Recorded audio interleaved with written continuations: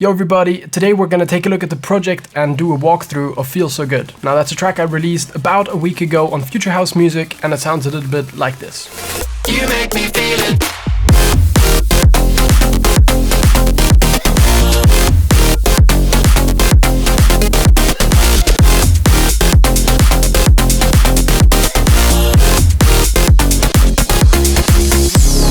I'm sure you're gonna forgive me if we don't go through every single thing, but I'll do my best to explain like the most important things and the stuff that I think was cool about the project that might be a little bit unique.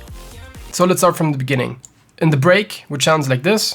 I belong to you and you belong to me, 'cause you make me feel so good. The most important element for me was the vocals, right? They're my own vocals, I recorded them myself, and it's me singing, so this is what they sound like. I belong to you and you belong to me, 'cause you make me feel so good. So the idea with this vocal is there's a lot of stuff going on because I'm not the best singer, and I want to divert from the fact that I'm not the best singer by layering and having like a lot of stuff going on so that people mostly focus on like the idea of the vocal, not so much on the actual technical precision of the vocal. So I do this vocal layering by recording the same vocal over and over again as close as possible to the original, and I'll use the main vocal, the best take, for like a central vocal, and then I'll pan 30-30 and 60-60 left and right so that it fills out like the entire stereo spectrum. And for me that really helps, together with like a +12 and -12 pitched vocal. You get this result. If you want to hear just the main vocal performance, this is what it sounded like. I belong to you and you belong to me, 'cause you make me feel so. Right, and now if we turn on the layers one by one as we're listening to it.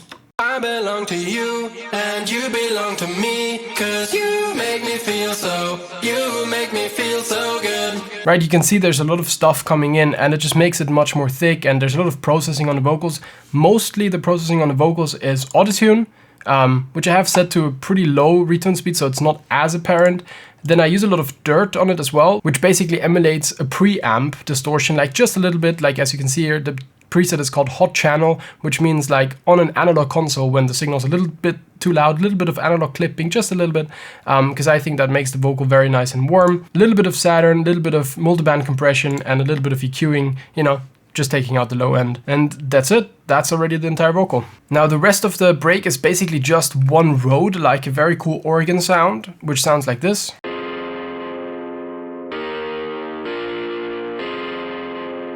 And basically I combined this road with another synth that's playing like 16th notes, yeah. And I did this just to have a little bit more rhythm in the chords. Basically to fill everything out a little bit more, what I did is I used synths like this, just for added atmos, and makes it feel much more like 80s, 90s, which I really like. And then basically just having claps and hats and just everything, in terms of drums and percussion, go alongside the vocal. Claps like this. And shakers. I also have a rhythmic guitar in the break, which sounds like this. And I use this just to have a little bit more rhythm as well, because, in the end, that road key sound basically there's absolutely no rhythm. So I had to add other instruments, which basically took the part of the piano, which usually does the rhythm in my tracks, and I had to create rhythm with other stuff. And I also have a bass going along.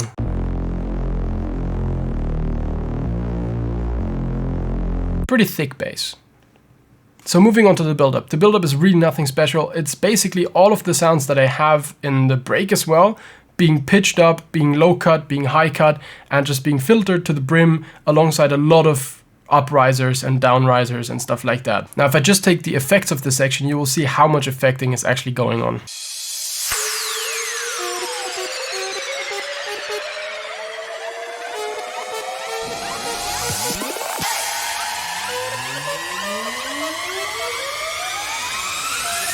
You can see most of the uprising is coming from all of those elements like white noises, little risers, hype sweeps, you know, all sorts of stuff. And combined with, you know, elements from the break kind of dying down in that noise. For me, I always like to have, you know, that type of build-up. And one more thing I have in a build-up is my very typical build-up snare, which sounds like this.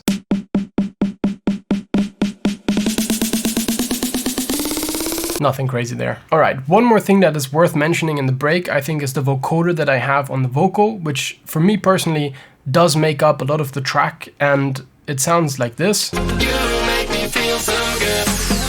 Now, I think this is really, really sick, and it's actually two vocoder types at the same time. I think one is vocodex and the one is manipulator. And I'll show you them both separately so you understand what they're both doing to, you know, sound like a cool vocoder. So the first vocodex is literally just slapped on the main vocal bus. This is not something you should do, but it definitely works in this case because I'm just automating the input here, like the mix of the vocodex. And you can see, you know, if I just have this one and I turned the other one off the manipulator, it sounds very thin.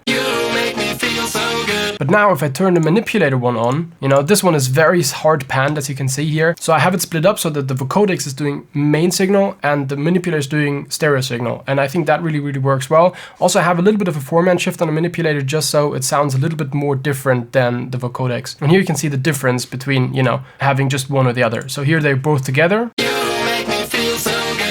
And here it is without the manipulator again. It's just lacking something. So here's what the manipulator is actually doing. I now have just the manipulator on. You make me feel so good. Now, so we've done the breaks and the build-up. Let's move on to the drop. In the drop, there's actually two types of basses. There's one bass which is underneath the chords and playing like more as like the default bass. And then there's like the very big Feel So Good bass stabs, you know, bum bum bum bum bum bum bum. Those. I'll show you how to make both. So the first bass, which is always playing alongside the chords, sounds like this. And you can see it's basically playing half of the bass notes almost. And the cool thing about this bass, like the main sound, is this serum patch. And the main sound from this is coming from the ICANS kick wavetable. If I turn this off, and then depending on which wavetable I have here, you know, it becomes more crunchy or less crunchy, but this is what I like to have. A little bit of phasing, a little bit of flanging, a lot of compression, and actually in the filters, I have loads of distortion from Saturn, big sausage fattener, dirt, also an imager, which I think is just boosting the highs a little bit, and a little bit of EQing to take out, you know, the bass, the sub, so it's not clashing with the actual sub. And that's the main element of this bass. Now for the stabbier bass, on the other hand, it sounds like this.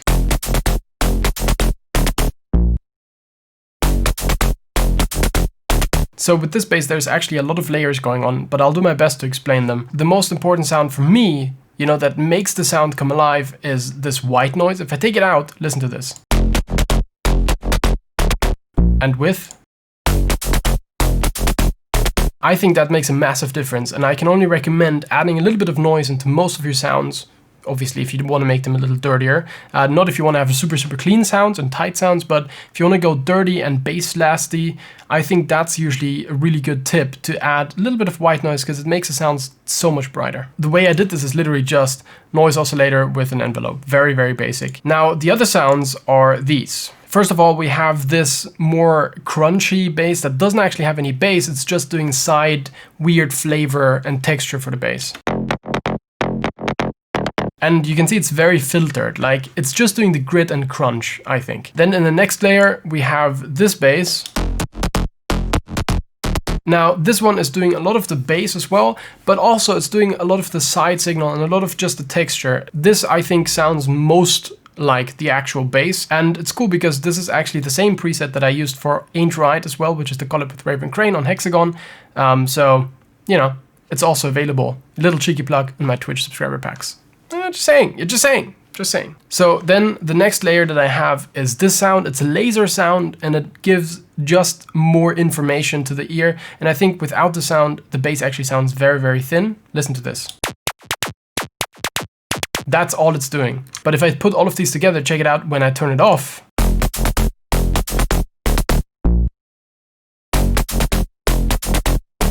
I think it gives like just a little bit more coolness to the sound. I don't know, maybe it's just me. And the last sound is this sound.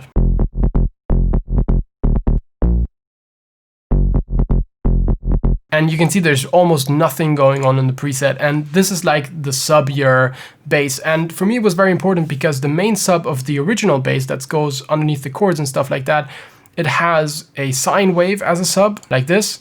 And this one actually has a saw wave as a sub. And I thought it was a nice, mix between going from sine sub to saw sub, because the saw sub does have more warmth. But, I'm kind of making up for the grit that I get from this bass in the other one with that grittier Icanus kick wave table. So I think they match really well. And, sometimes I'm also using this sound just to add like a little ghost note. As you can see here, these are the actual bass notes, and this one is just like a little accent. Let me play it for you. And for the drop, that's almost it. Like there's these vocal chops in here. Those are basically a mix between actual choir and vocoder. So the actual choir sounds like this. And the vocal chop that is vocoded sounds like this. And both of them together, I think that's really, really cool. And this is all routed into the chords bus so that I get the same processing that I have on my saw chords and, piano in the drop.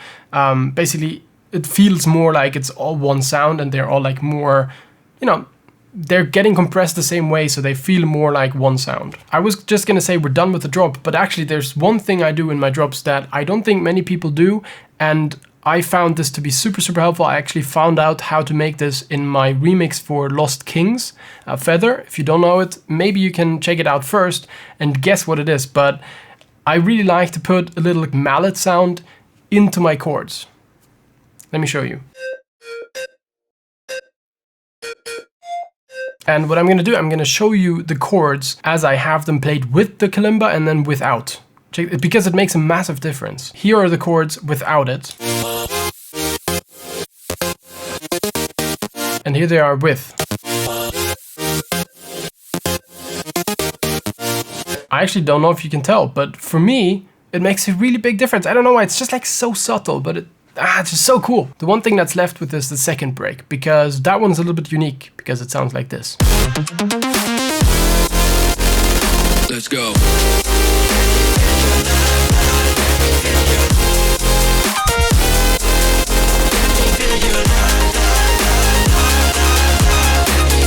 Now, I literally just had to deactivate all the vocals and a lot of plugins because my project was struggling to not crash while I was showing this project. And the thing is, I'm recording while I'm showing you this, so obviously my CPU is already under stress, and this section in general just absolutely demolishes my CPU, so you'll have to deal with this one without the actual vocals, which are layered underneath, but they basically follow the same idea as in the break. Lots of vocoding, lots of reverb, and just chopped up in cool ways. So what I wanted to show you is the automation that I did on the chords with an LFO tools, which sounds like this in the chords. Just look at, the rate, how it's changing, and I'm automating the wet dry. You can also see here. Check this out.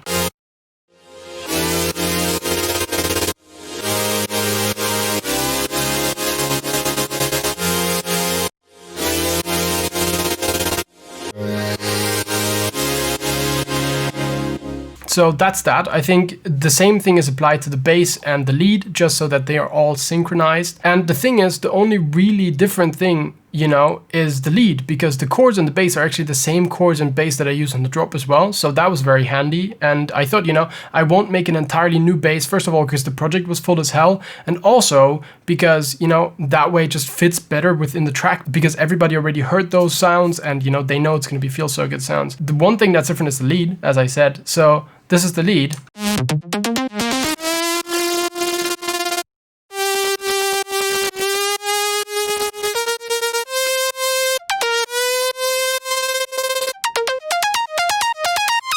Now the cool thing with the lead, right, is that it's doing this cutoff thing in the beginning where it's like coming in small and getting bigger and bigger. And I did this because I wanted it to feel that way. I wanted it to like bam, and open up.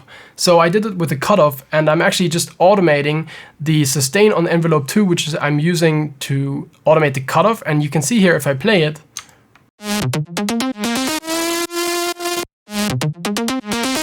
right, how the cutoff is like opening up, and that was the main cool thing that I had as an idea here. And then, as you can see by this automation, I'm just automating this depending on where throughout this break section I'm going. And that's it. Second drop is the same as the first one, but with one small change. The second bass is half as fast, so I took out all of the ghost notes and I added a comp filter, which is playing along with the notes. So it's always having a resonance exactly at the same note which I'm playing. Let me show you. And this is the filter that I have on it. It's just a comp filter, and you can see here, if I turn it off, you know, I'll turn it on and off so you can see the difference.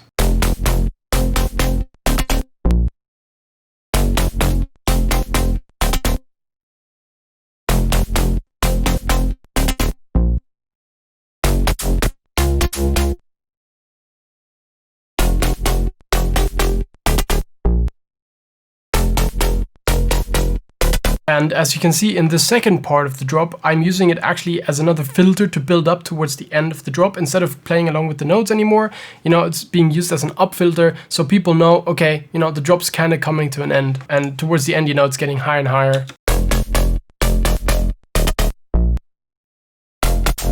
That's it. That's the entire walkthrough. I hope you've learned something. That's all the cool things I could think of when I was making Feel So Good. There's a lot of things which aren't that impressive, but I think stacking them all up into one track, you know how every sound has like a little thing that's a little bit special, all of them combined still make a really, really cool track. Obviously, it's not like a super unique thing with like compared to your Wild or all of those tracks, but still. Now, one last plug for the remix competition. There's still 1 week left for the Feel So Good remix competition. If you want to join it, if you want to make your own version of Feel So Good, if you just want to check out the stems and, you know, see how actually everything was exported and, you know, all of the sounds individually, there's a link to that in the description. It's going to be on the Discord, or it is on the Discord, and I would highly recommend you check out all of the sounds. You're free to use the kicks if you want, or the claps if that's something that you really want. Yeah, so now we're at the end of the video. Thank you very much for watching. Make sure you listen to a little bit of Feel So Good this week, and I'll see you in the next video. Bye.